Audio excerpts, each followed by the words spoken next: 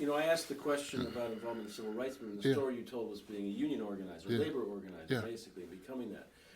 So, in that context, did you see that also as a civil rights issue? Oh, absolutely. It was a great. Oh, sure, because the the union had some issues too when it comes to race itself. All right, so we saw that, and so we decided to do something about it itself. So we organized after I became president. A guy who was still a dear friend of mine, who followed my career. I became a federal mediator, and then he became a federal mediator, and I went on to Cornell University, and then he went on to Cornell University after then. But we were like guys who used to hang out on the corner in the '60s in Buffalo, New York. But they didn't have the enough, I say, African Americans on the UAW staff. So we took them on. We took the UAW, the entire union on in terms of that itself. And we would go to a convention, and we knew the strategy. If you had one mic and everybody lined behind the same mic, you didn't get to speak. So we took over all the mics at the UAW convention. And when they stopped me from talking, I yield my time to somebody else, rather than a lie. We drove them freaking crazy at these conventions.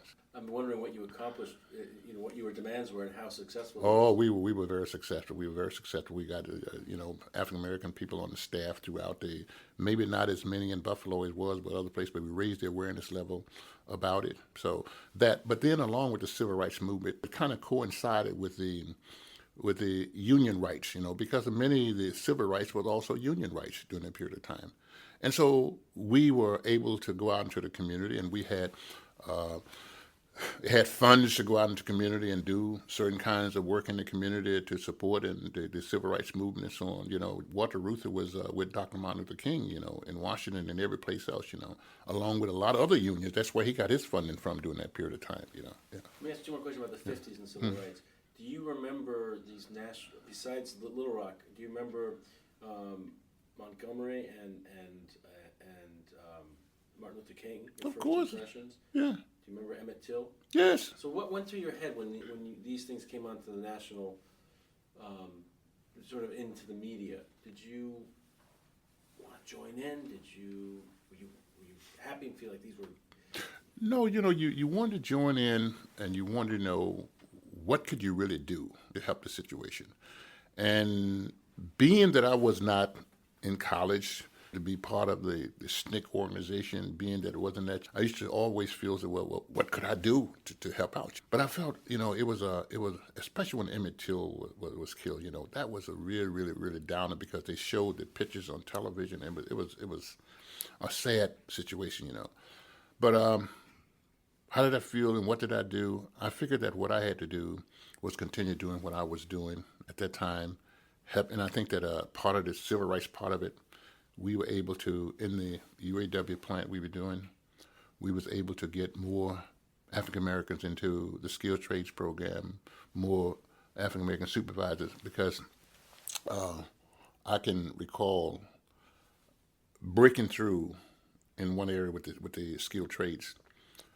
What they have is a apprentice program. So with an apprentice program, you have to be tested to get into the apprentice program, and the highest score is the one who get into the program. But we had a clause in the contract that says that was an EIT program, employee in training program. And the employee in training program was that you did not have to take a test, but you had to work. It took you longer to get your skilled trades diploma. It took you 8 years to get it. But I found out that in order that what they were doing, this was General Motors. What they were doing was every time an African American got close to the top, they would retest. Then someone would score above that person. And now, had I not been the president of the union, I never would have found this out. But I had somebody inside, happened to be a white person, inside, who told me, he says, look, you're bumping your head against the wall. Let me tell you what's going on. And this guy revealed to me what was going on. And I blew the whole thing wide open. And then the other white union representative, he was in favor of the EIT program, because the white skilled tradesmen did not want the other African Americans into the skilled trade. So he said, we got rid of the EIT program. I said, how the hell you get rid of it? It's part of the contract. So we got them back on track with the EIT program, and then we made this great breakthrough in supervisor. We didn't even have any African American inspection department. We got all these things. Got African American inspection program, the apprentice program, the skilled trades program. It was a slow process, but it was a breakthrough. So that's where I was fighting my civil rights fight. And half the time, I didn't know what I was doing, very frankly.